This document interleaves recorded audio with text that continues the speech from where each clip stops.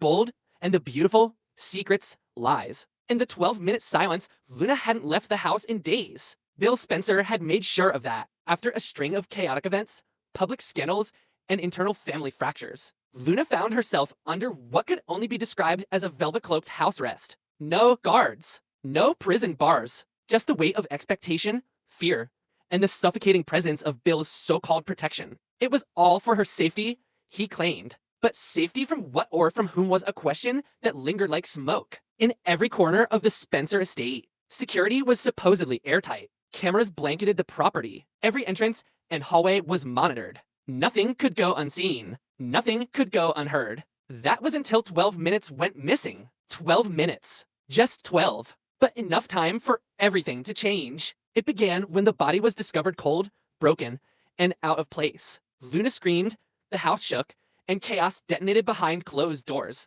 The footage, reviewed almost immediately, revealed a strange anomaly, a complete blackout of the surveillance system. Precisely 12 minutes before the body was found. No technical failure, no weather disturbance, just silence, a manufactured void. Will Spencer, now no longer the boy hiding in his father's shadow, gave a statement. His version of events was specific, too specific. According to him, he had left Luna's room at 9:43 p.m. and hadn't seen or heard anything suspicious afterward. But digital logs contradicted that. A motion sensor triggered in the hallway at 9:51 p.m. The system flagged a door opening Will's door, yet he swore he never left again. The math didn't work, and in a family like the Spencers, nothing out of place goes unnoticed for long. Meanwhile, Steffi Forrester's own secrets clawed their way into the light. In a tense, closed-door conversation with Ridge, she admitted something she'd kept to herself. She had seen Luna that night, not at the Spencer mansion, but just outside. Steffi had followed her, confronted her, warned her about Finn. Luna was rattled. Steffi had made herself clear whatever twisted pull Finn still had over Luna.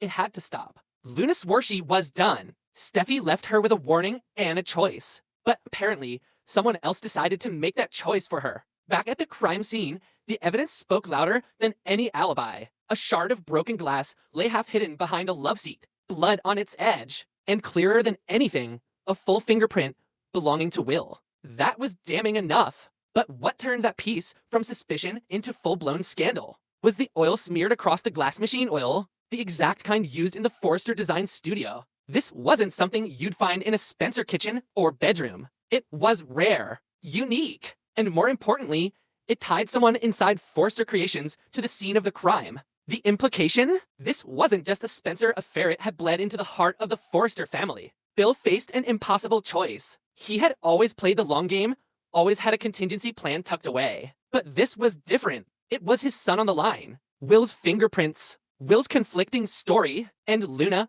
the girl he swore to protect, now broken in every way. Bill had the power to bury this. He could erase the oil's origin. He could spin the blackout. But at what cost? The moment of reckoning came not in a courtroom, but in the war room of public opinion and private power. Ridge Forrester was furious. He confronted Bill, demanding transparency, demanding justice for Luna, for the truth, and for the house of Forrester, now smeared by association. Brooke, ever the peacemaker, but fiercely loyal, stood by Ridge. Hope Logan, caught in the center of the whirlwind, had her own stake in it. The fashion empire she helped build was now tied to a potential murder weapon. Her reputation teetered on the brink. Every press outlet smelled blood. The media frenzy exploded. Billionaire cover-up, Forrester fashion, from runway to crime scene. Luna's fall. What happened during the missing 12 minutes? The headlines weren't just speculation, they were weapons, carefully deployed, designed to wound and divide. Public trust in both families eroded by the hour. Inside the Forrester mansion, silence was no longer golden, it was damning. Hope's legal team prepared for a lawsuit. Steffi locked down security access to the studio, and Ridge issued a company-wide audit. Every designer, every intern, every assistant scrutinized. And still, no one knew who had handled the oil, who had tracked it onto the shard, who had been in the studio, and why. But the truth has a way of rotting beneath the surface. Privately, Brooke found an unsent message on Hope's tablet, a voice memo, time-stamped just minutes before the surveillance blackout. It was Luna's voice. She was afraid. She said she knew something she shouldn't. Something about the night Finn left. Something Steffi never wanted out. The Forrester narrative fractured. Had Steffi's warning been more than just protective jealousy? Had Finn left voluntarily, or had he been forced out? Luna might have known. And now, she couldn't speak. In a desperate move, Bill ordered a full forensic audit of the Spencer system. The result chilled him. The footage hadn't been erased, it had been rerouted. Someone inside the house had direct access to the servers. Someone who knew the system inside and out. Someone like Will. And then, the final blow.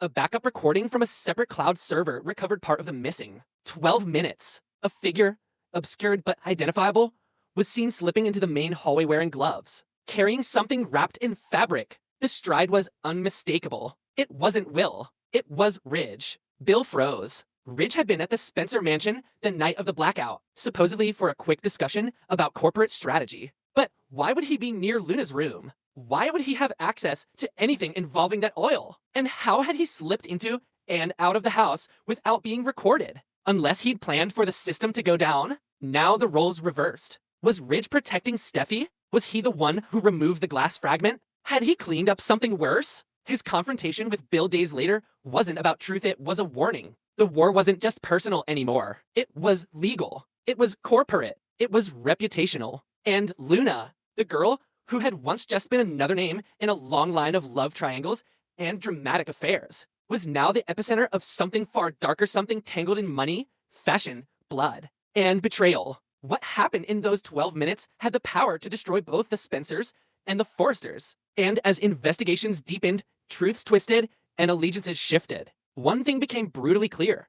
In this world, no one was safe not behind mansion walls, not under security watch, not even surrounded by family. 12 minutes was all it took to upend everything, and the clock was still ticking. The toxicology report was the tipping point. What began as whispers of anxiety, late-night pacing, and hushed arguments behind closed doors erupted into full-blown suspicion. The moment Luna's blood work came back, in her system was a rare sedative virtually unknown outside medical circles, and available only through tightly controlled channels. The drug was powerful, disorienting, and dangerously easy to manipulate. Its street name didn't exist because it never made it to the streets. It was a clinical tool, and only one person in their orbit had the access and authority to obtain it: Dr. Lee Finnegan. When questioned, Lee didn't flinch. Her explanation was rehearsed, delivered with the poise of someone who'd survived hospital boards, legal threats, and worse. Luna had come to her in confidence, she said, asking for the sedative on behalf of a distant, anxious family member struggling with insomnia. Lee never prescribed recklessly. She believed she was helping. That's all. But there was no patient ID, no prescription trail, no records in the official logs. Just a ghost entry in an altered file, something that, under normal circumstances, might have slipped through the cracks. But this wasn't normal. Nothing about Luna's descent was. What the report didn't explain was why Luna had taken the drug herself, or whether she'd been drugged by someone else. She wasn't an addict. She didn't have a prescription. She didn't even exhibit the symptoms of anxiety until weeks after that night at Spencer's estate. And yet, someone had gone to great lengths to cover the paper trail. Even her medical profile had been tampered with, entries changed, timestamps modified, login credentials scrubbed. The forgery wasn't amateur. It was deliberate, calculated, clinical. And then came the deleted email, recovered from a backup archive Luna didn't know still existed. The email had never been sent. It was a draft,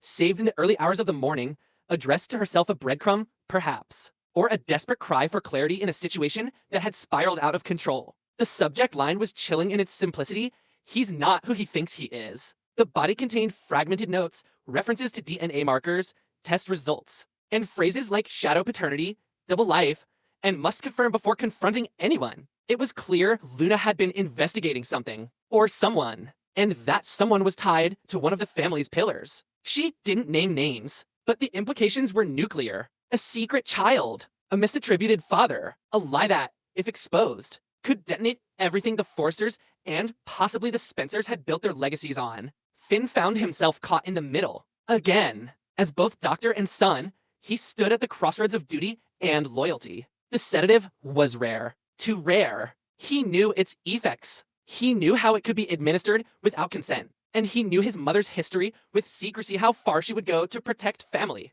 He'd seen it before. With Sheila. With him. But accusing Lee outright would destroy her career, her credibility, and the delicate bond they had rebuilt. Still, the evidence didn't lie, and neither did his instincts. He requested access to the hospital's internal security logs, citing a breach in protocol. What he found confirmed his worst fears. Lee had accessed restricted files under a temporary admin override one she wasn't cleared to use. She had pulled Luna's records, altered dosage logs, and deleted internal messages between consulting physicians. And she had done it all within hours of Luna's collapse. Steffi was the first to hear the full story from Finn, and her reaction was immediate. Fury, disbelief, and underneath it all, fear. Not fear for Luna, not even for Finn. Fear for Forrester. Scandal was a cancer. One whisper could undo decades of work. One headline could send stock prices plummeting and turn their fashion empire into a late-night punchline. And now, with Luna tangled in drugs, paternity mysteries, and what was beginning to look like medical misconduct, the entire brand was at risk. Brooke warned her this would happen. Ridge, for all his bluster, had started drafting a legal firewall around Forrester's liability. Hope was under pressure from investors to distance her line from anything Luna had touched. And Steffi, trying to hold everything together, started asking questions she wasn't ready to hear answers to. Because if Luna had been drugged to silence her, if someone had sedated her to stop what she was about to reveal, then what exactly had she uncovered? Rumors circulated through the hallways of Forrester like wildfire. Some said the shadow paternity referred to a top executive, someone with enough power to bury a scandal and rewrite records. Others whispered it was tied to the Spencer family, that Bill had more skeletons than closets. But the most persistent theory, the one no one dared say aloud, was that the child in question wasn't Luna at all but Finn, and that Lee had known the truth all along. What if Luna had uncovered proof that Finn wasn't adopted, but stolen? The theory made too much sense. Lee had always been evasive about the details of Finn's birth. She had deflected, omitted, spun half-truths. Sheila's reappearance had only further muddied the waters. What if Luna had traced something in old record, a forgotten test, a match that contradicted everything they thought they knew? And what if, in a panic, Lee had done what she always did? She cleaned it up. Finn began spiraling. His trust in his mother shattered, his medical ethics twisted in knots. He confronted her late one night, demanding the truth. Her answer was simple, infuriating, and evasive. You don't want to know what I did to keep you safe?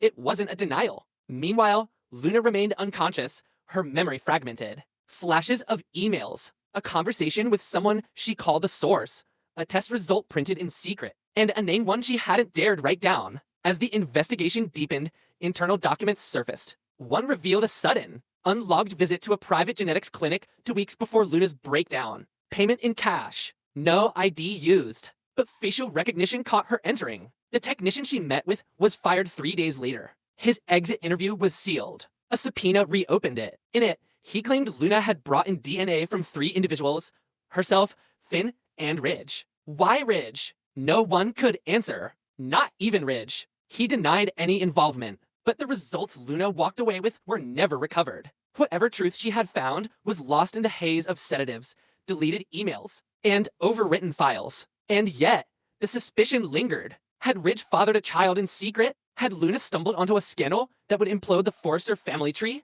Or worse, had she been wrong? In the aftermath, Steffi took control. She called a press conference, framing the events as a tragic medical emergency caused by exhaustion and stress. She praised Luna's talent. She deflected every question about DNA, about sedatives, about emails and clinics. But behind closed doors, she began pulling strings. Every shred of data related to Ridge's genetic history was locked down. Anyone who had touched Luna's medical file was placed on leave. The narrative was being rewritten, sanitized. But the truth had already escaped. Bloggers picked it up. Tabloids splashed wild theories. Who's the father trended for days. And through it all, Luna remained the silent epicenter of a storm that showed no signs of passing. Bill Spencer, watching from the sidelines, sensed opportunity. If the Forresters were compromised, he could exploit the chaos. If Luna had found something that tied Ridge to a secret child, he would find it. Because in a town like this, truth wasn't sacred. It was leverage. And he planned to use every inch of it.